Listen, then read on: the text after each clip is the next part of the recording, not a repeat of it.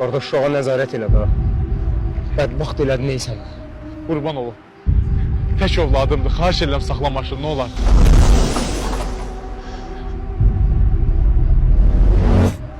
Sürətim çox deyilməyəcəm. Yalvarıram sənə, saxla maşını. Nə olar maşını saxla. Bağışla. Bağışla, heç nə eləməyəcəm.